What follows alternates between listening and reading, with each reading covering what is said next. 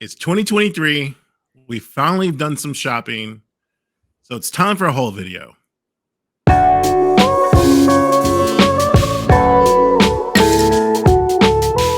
What's up, everybody? Whiskey Happens here. We got a haul video for you. Garrett, how you feeling? I am, I was thinking, we used to do whole videos so often, Yes. and it's nice to finally do one again. However, I think I've enjoyed not doing whole videos as well. Because when what I mean by that is like when you put your collection together, it's like, or just looking at your collection, right? It's like that's my collection. But then when you look what you bought in a small amount of time, you're just like, oh shit, I bought a lot. Well, and I think the other thing you have to think about is when you're starting a bourbon collection, you do buy a lot more at the very beginning. But once you start getting, like we both have, 100, 200 bottles, you don't buy as many bottles anymore.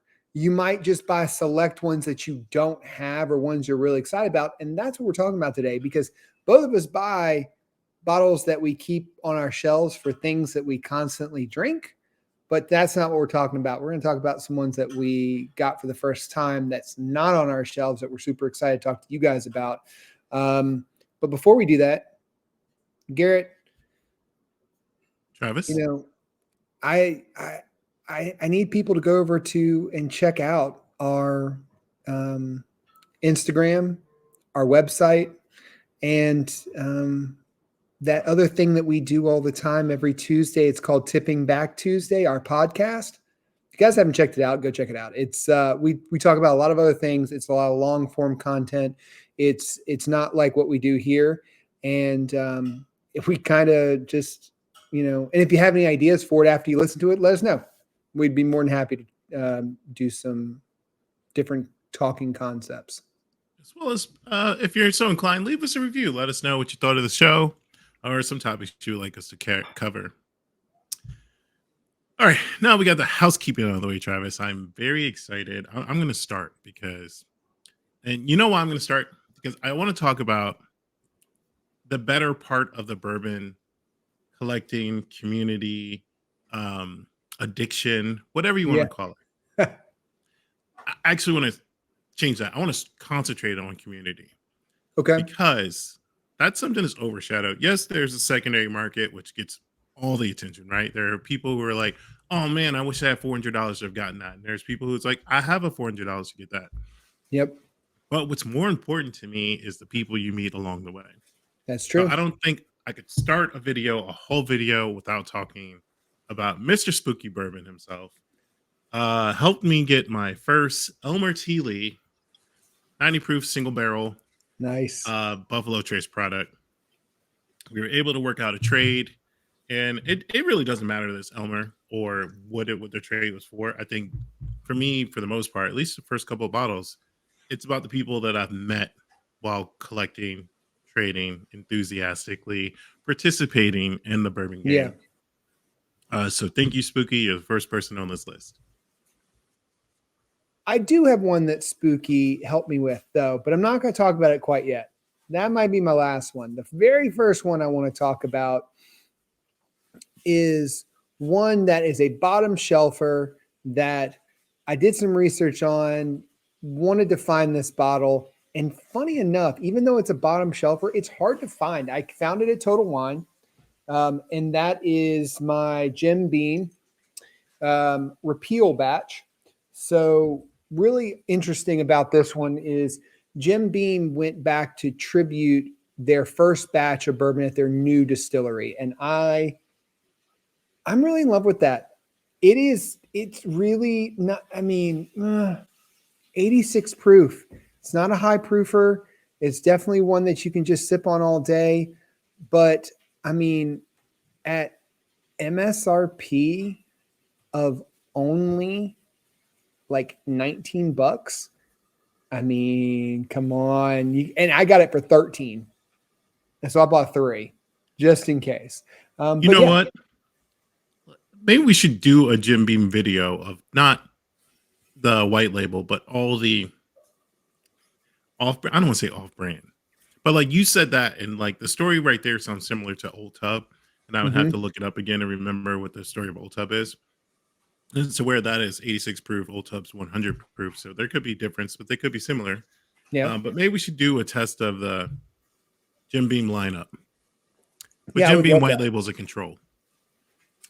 I like that. Love it. Love it. So what's All right, next on your list?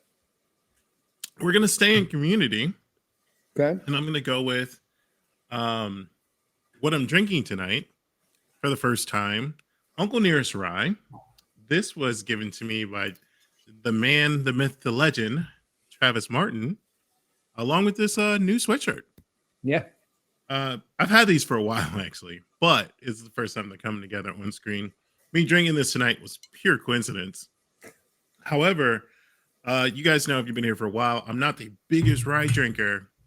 However, this has a caramel apple note that I do love. I didn't know that going into it at the time of this recording. Travis hasn't had it himself yet. Nope. Not yet. But I would still say Elijah Craig rye is probably my favorite introductory rye. But this is something I would love to just keep around, as I will, Hmm. uh, with all Uncle Nearest products. It's not because I'm Uncle Nearest fanboy. I think collectively, as you guys will see in this video, I have more Buffalo Trace products than anything, or Sazerac products. Um, But that's your Tennessee go-to. it I mean, is. it is. That's your Tennessee whiskey of choice. You And make it sound like a girlfriend. That's well, your Tennessee go-to. that's your Tennessee go-to. I mean, I get it. Like, what's the proof on that one? 100. So again, Yeah, in my sweet spot, I that's sweet spot. I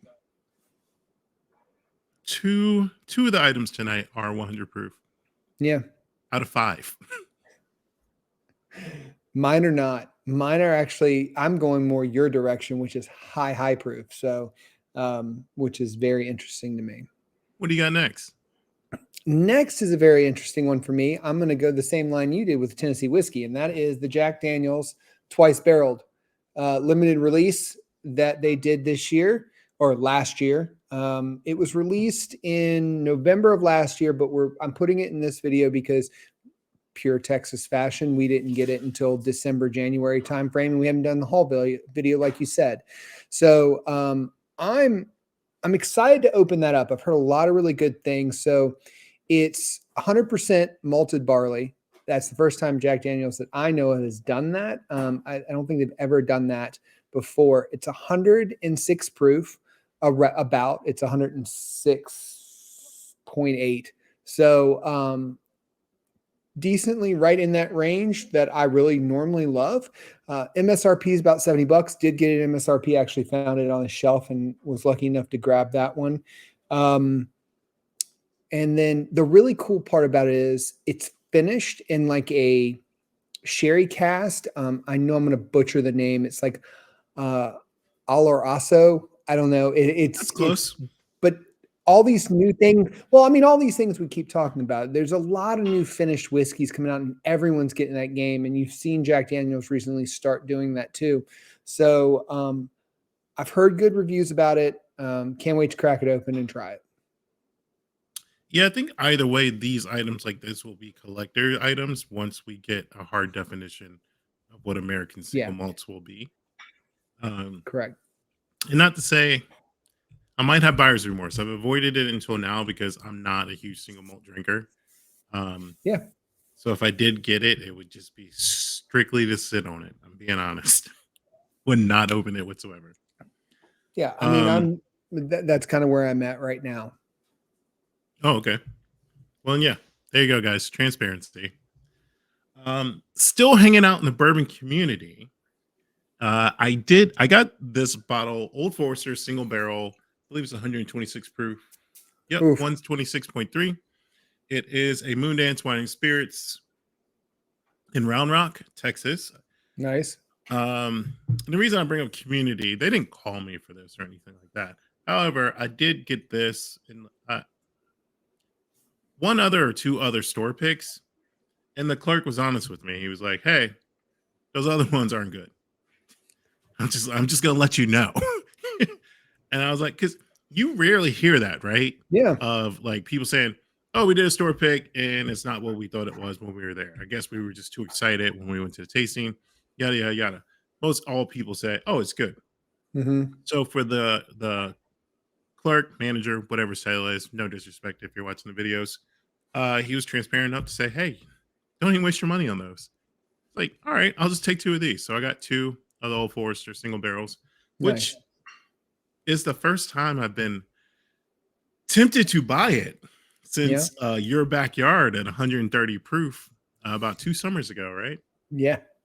I thought I would never get another or that one wasn't even mine, but I thought I would never buy an Old Forester single barrel, and now here I am, the owner of one and a half. I mean, yeah.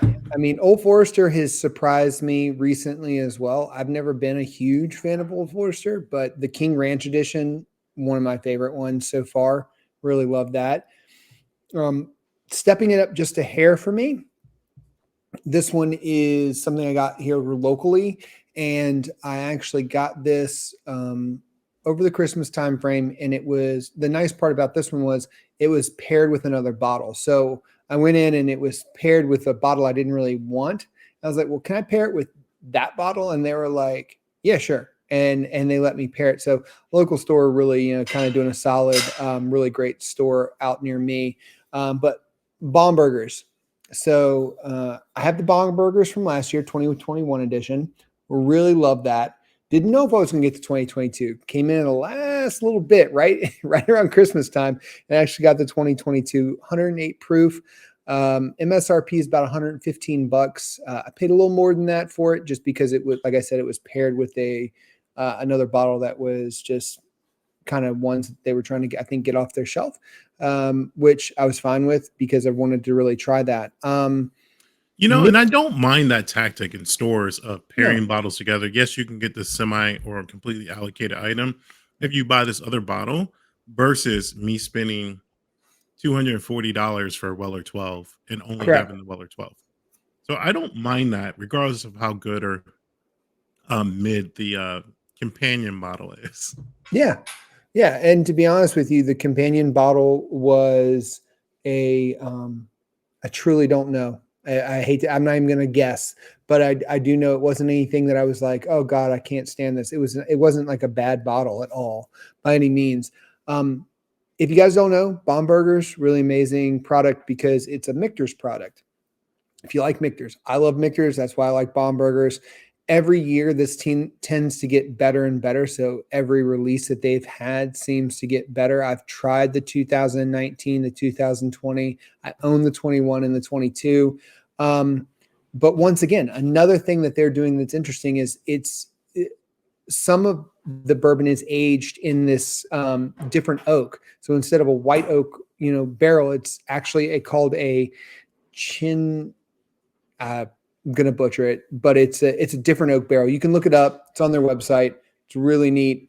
So once again, distilleries trying to do different things to bring out the uniqueness in their bourbon to make something slightly different, which I love. I'm going to go ahead and use this opportunity of your love of Michter's to one, parlay some information back in the community of my next bottle. Yeah. So as Travis mentioned, the Shanks and Baumburgers do belong to Michter's. I forget his name, but Mr. Shank owned it, Yes. sold it. Mr. Baumburger bought it, sold it. Mr. I don't know his last name because Michter's is actually a combination of his sons' names, Michael and Peter Yes. Michter's. I know this because of Logan of Basement Rick House, who Yes. is the reason I have this next bottle. He went to Castle and Key to get a bottle of this. Phil and Spooky were at Castle Key, took a picture with him. I was like, why is Logan there? Not that we're real friends, we've met. Where him, he's invited us to his house. He was like, oh, they were holding a bottle of Castle and Key weeded small batch. So long-winded way of community of Yeah. Michter's bringing me to this bottle. Uh, Thank you, Logan, for putting it on my radar. If you watch our content, if not, you guys should watch his at Basement Rick House on Instagram and TikTok. Yeah. But Castle and Key, you had batch 1 and 2 earlier this year of their regular small batch. I did. I got their rye. as well. The rye is phenomenal. They are putting out some great juice. They're on, I think, on their releases. They're on batch like 5 now or 6. So I mean, they're definitely turning the product over. And if you haven't gone, which we haven't, which this will be a spot we stop on our next Kentucky tour, Oh is yes. Castle and Key. It is a gorgeous tasting room and everything that I've seen. So if you haven't gone, stop by. It's a gorgeous place. Yeah, I never even went to the Old Taylor distillery. So this will be Yeah, my first time seeing either, obviously in Castle Key form, but being on those grounds, a lot of history and tons of history. still bourbon community. Travis, back to you. You're killing me with the bourbon community. I'm still not going there yet. I'm gonna go there, but it's gonna be my last bottle that I go there. Next one. This one, Texas homegrown balcones. Can't say enough about balcones. I went there, graduated just this past year from Baylor, so was in Waco. Decided to go to balcones. Got this bottle in December. It is the Texas Blue Corn, which is their normal kind of release, but this one is slightly different. This one's really interesting because it's a cast strength and it's finished in wine cast. So, really high proof, 121.6 proof, about $65 MSRP. You're on Distillery a is great. finished spirit kick. Yeah, yeah. And the thing is I tried it at the distillery. So we were at the distillery and we didn't do the tour, but we went there late trying to grab dinner. They have food, which I mean, they don't have food. They bring it over, they run it over from a local place that's right next door that's got really great food. But we sat there and did tastings. They have different spirits. They not different spirits, but different like mixes. Like, you know, if you want an old fashioned or they mix things with their bourbon. They do a really phenomenal job with that. They also have rum and other spirits as well. But I got to try this and I was really impressed. Can't say that much for Texas whiskey a lot of times, which so you can see this is super dark. I mean, that's not the bottle color. Bottle color's clear. It is almost wine esque dark. Like, so it's good, but it's a high proofer. Do you What's know how last long for it, you? What'd you or I say? have a question before that. How long is it Yeah. aged in the wine barrel? Do you know? Didn't say. So I was looking on here before we got on just to kind of see. Um, I do know that the wine barrels they use is a Ganache Cabernet wine barrel. So it is, which if you know about wine, Cabernets, Ganache, um, Merlots are super dark. So it was a super dark barrel that they used, Mhm. probably giving those tones that you Yeah. see there. But doesn't say how long. I do know that it, and this is what I have a tough time with Texas wine, not Texas bourbon or whiskey, is aged at least 48 months. So that's the one thing that we've always said is they have to age it faster here. And so if you like that taste that you get from that, that's great. But sometimes it kind of rubs people the wrong way. I think it's fine as long as it's stated as a Texas whiskey. I think Yeah. acknowledging the geography and being able to get some of the flavors. I can't say I'm like a huge fan of all Texas whiskey items. Also, I can't say that I'm not. It's just I Mhm. haven't had enough exposure to it. But Yeah. now that I'm going back, I'll have plenty of time to engage. Yes, true. Uh, so the last one of tonight, this haul is another one from the bourbon community. I arranged a trade last week. Was able to get my first bottle of Hancock's single barrel, uh, another Saz product or Buffalo Trace. I have never necessarily been interested in this. I've had it a couple times at bars, but I don't really think Hancock's, it's just my opinion, is something like you want to pay for at a bar. It's good, but it's not like the best. And it's not the worst. But like if I'm at a bar, I'm gonna try stuff that I could never get. I don't Yeah. even know when Hancock season is. Yeah. So last for me is the community bottle, as Garrett keeps saying, community, community, community. And so for our last haul, for the last video of last bottle for our haul video, Parker Heritage. It's the big boy. It's the most expensive one. It is definitely the hardest one to find. And everything I've read, I haven't opened it yet because I'm really waiting to open it with you. It's I another finished product. You are addicted to finished whiskey. double barrel blended. Age statement was they barreled 13 and 15-year-old bourbons together, made this. It is a Heaven Hill product released this year, released in December, and 132 proof. Whew.